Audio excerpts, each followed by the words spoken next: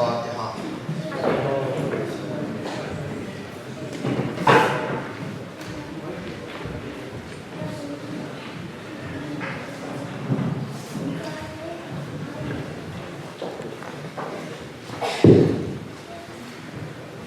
أعوذ بالله من الشيطان الرجيم. بسم الله الرحمن الرحيم.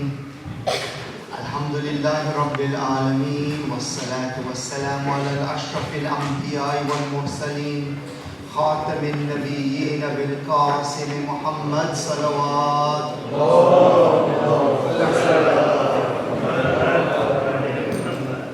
رب اشرح لي صدري ويسر لي أمري واحلل عقدة من لساني يفقهوا قولي.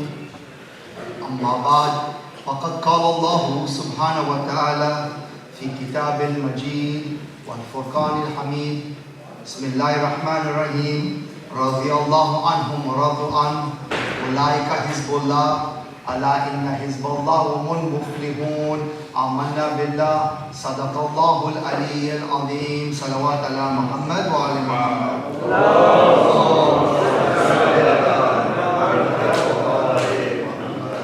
I begin in the name of Allah, the most beneficent, the most merciful. All praises to Allah, Lord of the worlds, the sustainer of the universe. He who existed before bringing everything else into existence. And He who shall remain after everything else has perished. May His choicest blessings, mercy and salutations be upon the last of His messengers, the best of His creation, the mercy unto the worlds, Muhammad Mustafa sallallahu alayhi wa sallam.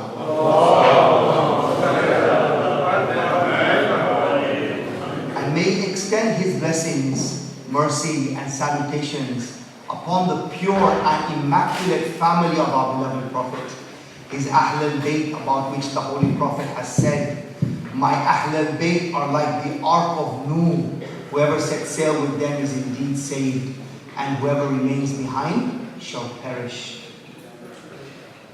And on these sad and tragic nights of the holy and sacred month of Moharram, we ask Allah subhanahu wa ta'ala to explicitly and specifically send His blessings, mercy and salutations upon the grandson of our beloved Prophet Abu Abdullah Hussein alayhi salam, his family and companions. About his grandson, the Holy Prophet has said, on the arsh of Allah, on the throne of Allah are engraved the words, Inna al-Hussein Misbahul Huda wa Safinat al-Najah. Hussein alayhi salam is the lantern of guidance and the ship of salvation. Assalamu ala al-Hussein wa ala Ali ibn al-Hussein wa ala awlad al-Hussein wa ala ashab al-Hussein. Maulana Sahab, respected elders, brothers and sisters in Islam, Assalamu alaikum wa rahmatullahi wa barakatuh. Someone once came to our sixth holy Imam and asked him, aren't you all Safinat al-Najah? Aren't you all the ships of salvation? Why such importance given to Imam al-Hussein when it comes to this specific title?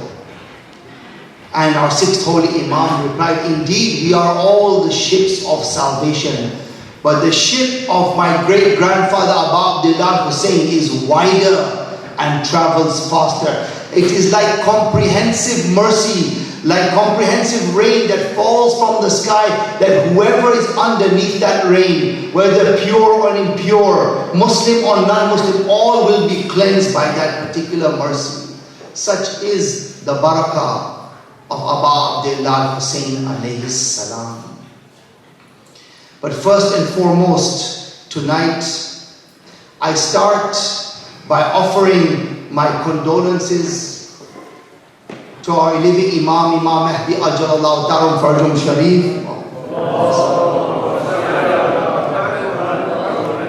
and to all of you mu'mineen, as we welcome the month of Moharram, our hearts begin to grieve, tears begin to form within our eyes, as over the next 10 days or so, we will recount and retell the tragedy of the master of martyrs. But as much as our hearts will ache and our tears will flow, we should not lose sight of the fact that Allah subhanahu wa ta'ala has blessed this month with barakah for us. For indeed, He has said that Imam al-Hussein alayhi salam is Misbah al-Huda, the lantern of guidance. That He is the one that shines that lantern, that lamp that directs our path towards Allah subhanahu wa ta'ala. That when we are surrounded in darkness and we don't know where to turn, that we follow the light of Hussein alayhi salam. By reflecting upon his life, his teachings, his words, his lessons, we are guided towards Allah subhanahu wa ta'ala. And Muharram is also that opportunity for us to board the Safinat al-Najah. The Safinat al-Najah, that ark of salvation that has docked for us in this month of Muharram. When we pledge our allegiance to our living Imam, when we renew our allegiance to the Ahl al-Bayt and to Imam al-Hussein alayhi salam, we board this Safinat al-Najah. This is our opportunity to board this ark of salvation.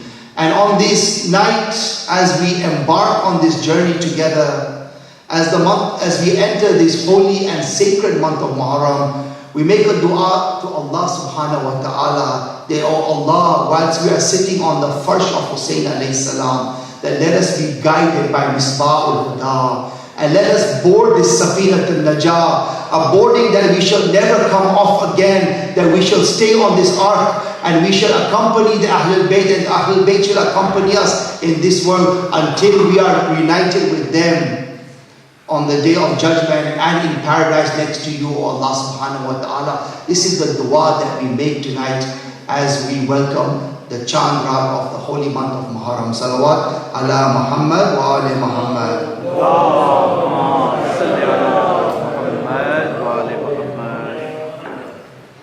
I want to start tonight by introducing our subject that we shall discuss over the next 10 nights. And I'll start with a question. What is it that determines the choices and the decisions that we make in our life? We think about all the big choices or decisions that we've had to make in our life, about our education, about where to live, about when to get married, about what our kids should study, all those major decisions that we make in our life. What subconsciously or consciously is helping us make that decision? You see, as human beings, all of us are in search of success. What is success? How do we acquire it? Where do we acquire it? How will it help us? And if we think about it, all the big decisions that we make in our lives are subconsciously or consciously determined by how we define and measure success. Based on our definition of success, on how we measure success, we will decide on the choices that we make in this world. As parents, don't we encourage our children to study certain subjects, take up certain sports, because based on our definition of success, what we think will help them in the future, we will direct their choices in this world? If we think about it, all of us have a definition of success. If we were to close our eyes for a moment and reflect on who we consider as successful, who comes into our minds? Is it the super rich and the wealthy, the billionaires of this world? Is it the sports stars, the football players? Is it the celebrities that appear on TV or in the movies? Or these days for a younger generation, is it Instagram stars and the Facebook stars who have so many thousands of followers and fans? Each and every one of us has this definition of success that is subconsciously engraved within our mind. And if we think about it, Karbala also is a reflection of two groups of people's definition of success. Yazid, Umar ibn Sa'd, Ibn Ziyad, Shimr. Definition of success was about power, about wealth, about authority, about the dunya. And on the other side we have our master Imam al-Hussein alayhi salam, his family and companions. Their definition of success was about pleasing Allah subhanahu wa ta'ala, doing what is right, making the right choices. And if we think about it, these two definitions of success continue to follow us until today. On one side is the dunya, the success that the dunya offers. And the other side is what Allah subhanahu wa ta'ala invites us towards. Mankind is faced with these choices until today. And if we think about it, the choice that Imam Hussein alayhi salam made to sacrifice for the pleasure of Allah subhanahu wa ta'ala has inspired thousands and millions of people around the world until today. Great revolutions have been inspired by the sacrifice and the success that Abu Abdullah Hussein alayhi salam achieved. Yazid may have won the battle in Karbala, but Imam Hussein alayhi salam won the war and continues to do so until today. Millions of lives are inspired and transformed across the world every Moharram, every day throughout the year, because the sacrifice of Imam Hussein alayhi salam. Mahatma Gandhi famously said, I learned from Hussein alayhi salam how to be oppressed and yet achieve success. Imam al-Khomeini rahmatullah alayhi, his revolution was inspired through the pulpits and the Majlis and the remembrance of the sacrifice of Abu Abdullah Hussein. Nelson Mandela said, I took my inspiration from Mahatma Gandhi and Imam Khomeini, and that can be traced back to Abu Abdullah Hussein alayhi salam. So many great people have been inspired by the success of Imam al-Hussein alayhi salam. And so this Muharram, I want to base our subject on the eternal principles of success by reflecting upon the verses of the glorious Quran and looking at the lessons we can take from Karbala so that we too can achieve success in this world and in the hereafter. Salawat ala Muhammad wa ala Muhammad.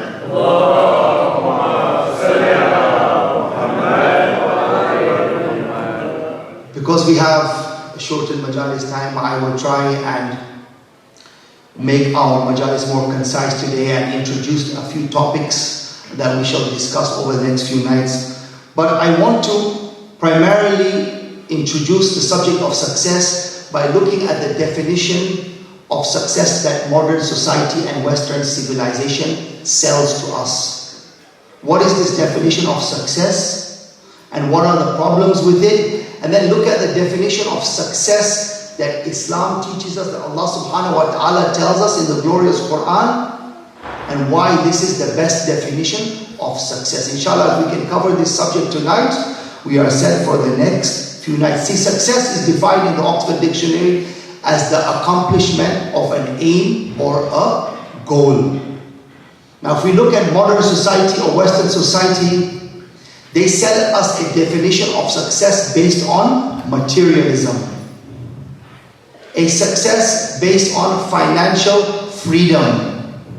When we think about how we view somebody who's successful in society, don't we think about, or don't we look at what car they drive, what house they live in, what watch they wear. We look at what jobs they have.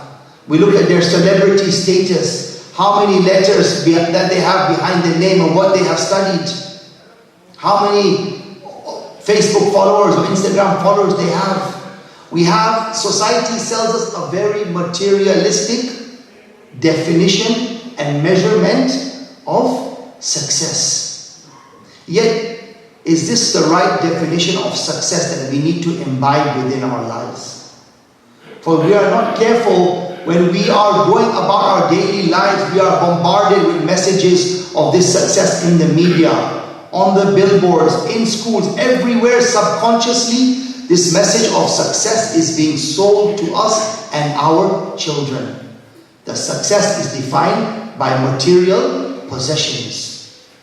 But if we think about it, this definition of success is deficient in many ways. First and foremost, that this success can only be achieved by few individuals. At the end of the day, there are 5 billion laborers in the world today that are born in societies which offer them very little opportunity to get the capital or the knowledge or the resources to grow multi-billion-dollar businesses.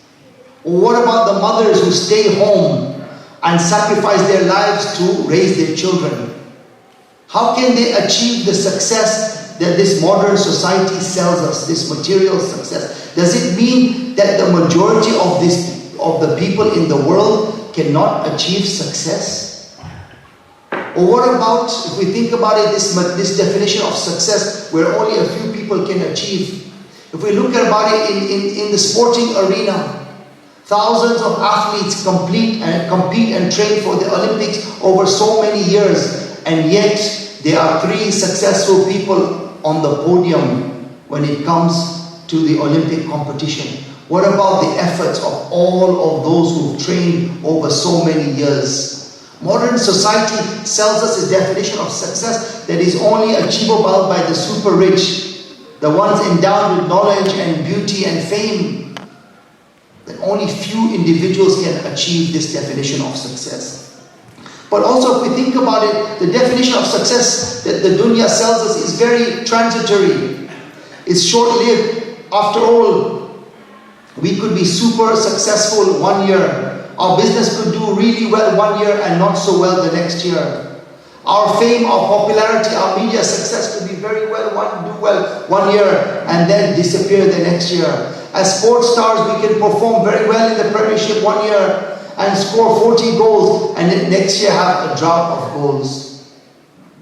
This definition of success is very transitory. At the end of the day, all the material possessions that we accumulate in this world, when we consider ourselves successful with all the wealth, when we go to our graves, all of it will be left behind.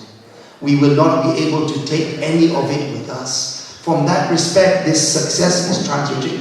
And many of us also sometimes, we're looking, when we think about success, what we really want is happiness.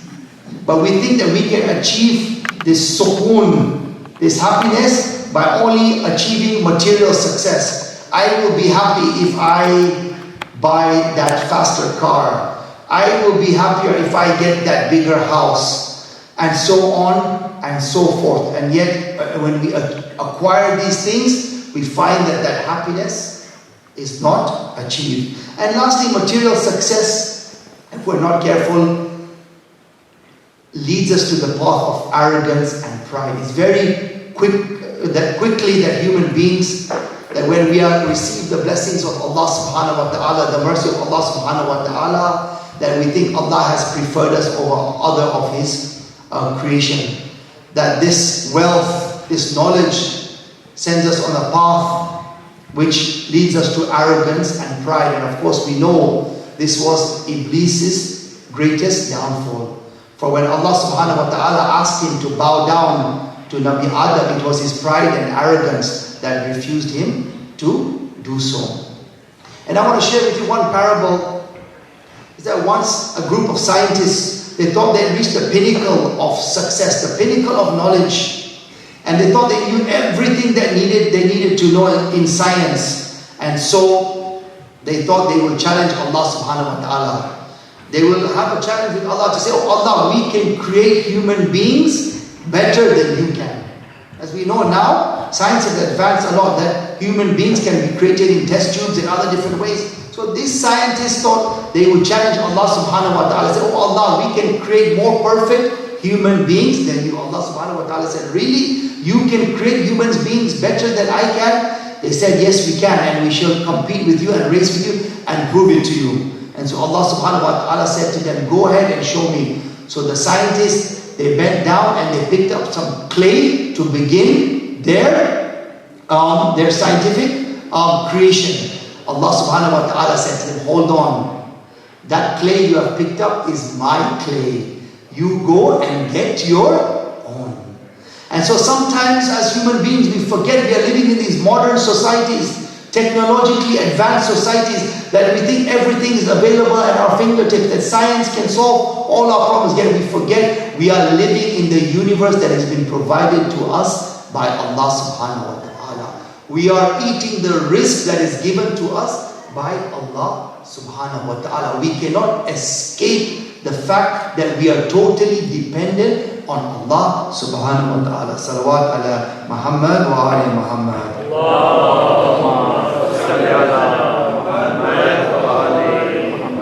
When it comes to Islam, then what definition and measurement of success does Allah subhanahu wa ta'ala give us? See, in the glorious Quran, when Allah subhanahu wa ta'ala talks about the successful ones, He describes them as the muflihun, those who are successful. Muflihun is derived from the word falah, which means success. Often we will read in the glorious Quran, Allah subhanahu wa ta'ala uses the words ulaika humul muflihun. These are they who are successful. And over the next few nights, we shall be examining the verses of the glorious Quran where Allah subhanahu wa ta'ala uses this phrase to see what qualities and attributes and virtues that the muflihun have and how we can walk on their path and indeed become the muflihun ourselves. But incidentally, this word falah, which means success in the Arabic language, has another meaning as well.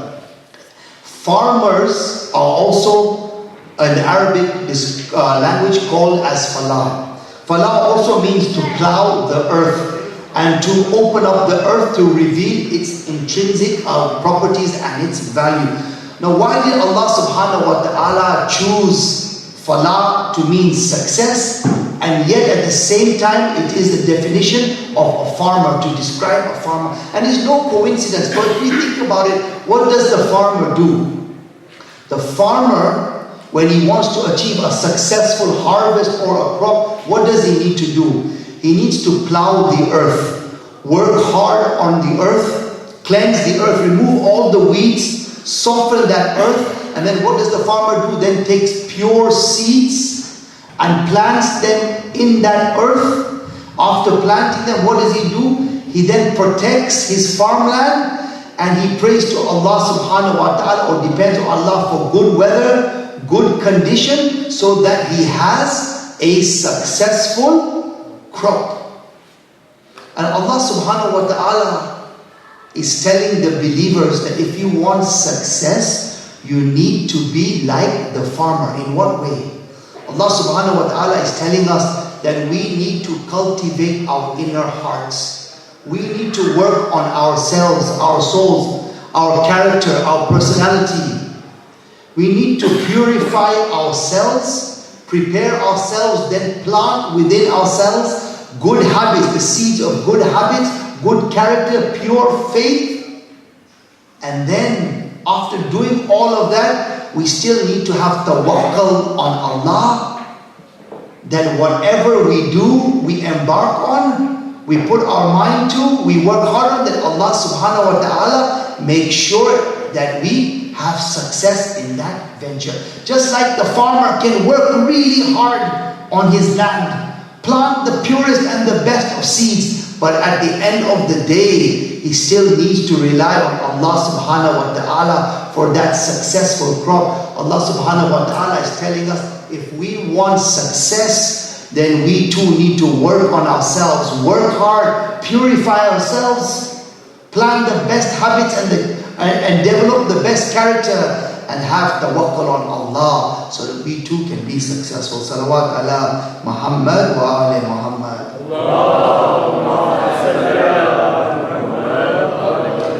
And then how do we measure this success in Islam? How does Allah subhanahu wa ta'ala measure success? And we shall end with this point, inshallah. Allah subhanahu wa ta'ala says in the glorious Quran in Surah Mujadilah, verse 22, He says, رَضِيَ اللَّهُ عَنْهُمْ وَرَضُوا عَنْهُ أُولَٰئِكَ حِزْبُ اللَّهِ أَلَا إِنَّ حِزْبَ اللَّهِ هُمُ الْمُفْلِحُونَ.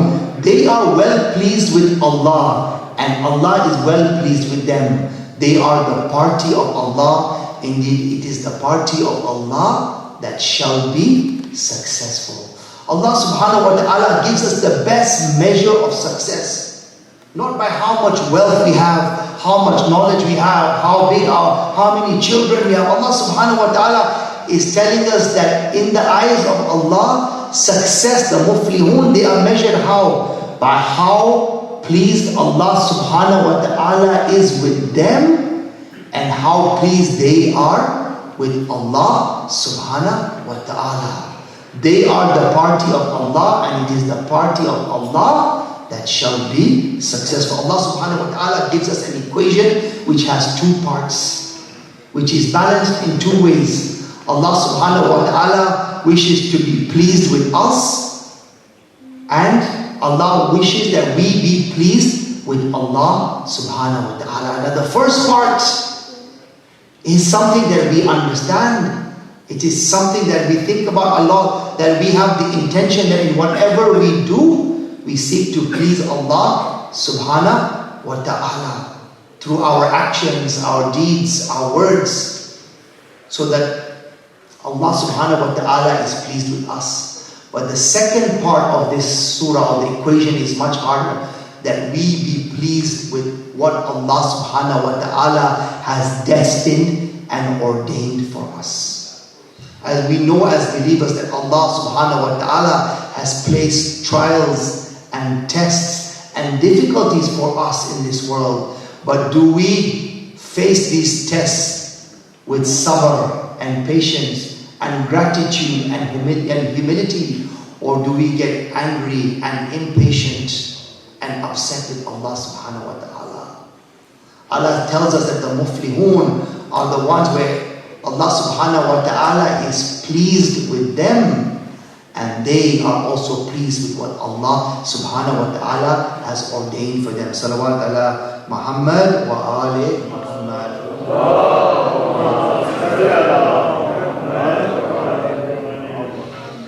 And if we think about it and we reflect on this particular point, we will find that Imam al-Hussein alayhi salam, based on this definition, achieve the greatest success that any human being can achieve. And why do I say this? Because on the day of Ashura, when Imam al-Hussein alayhi salam had given all of his sacrifices, there was one sacrifice that historians say he found the hardest, was the most difficult for him. After his 6-month-old son Aliun Asghar became shaheed, historians say we found Imam Hussein alayhi salam, he could not find the strength to walk back towards the tents. They say that all day he would pick up the body of the companions and he would carry them back towards the tents. But now he had this young body of this young child of his in his hands. And then he tried to turn to the Khaymega. As he would go, he would turn back. As he would go, he would turn back. And 7 times he tried to walk back to the mother of this young child. And he was reciting, Inna lillahi wa inna ilayhi raji'un. Ridhan bikallahi wa tasliman li amri. Indeed, we are from Allah subhanahu wa ta'ala, and to Him is our return. I accept what Allah subhanahu wa ta'ala has decided for me, and I am content with His order. Imagine how much Imam al-Hussein alayhi salam suffered, how much he was tried on the day of Ashura, and then to turn back and use the word that I am indeed content with what Allah subhanahu wa ta'ala has ordered for me. And that is why historians say that before Abu Abdullah Hussein alayhi salam's life was taken, the verses of the Quran could be heard. Ya ayyatuhan nafsul mutma'inna irji ila rabbiki radiyatan marziya. O soul that are at rest, return to Allah well pleased with Him, and He well pleased with you, with Abu Abdullah Hussein. for his sacrifice. He sacrificed everything for the pleasure of Allah subhanahu wa ta'ala.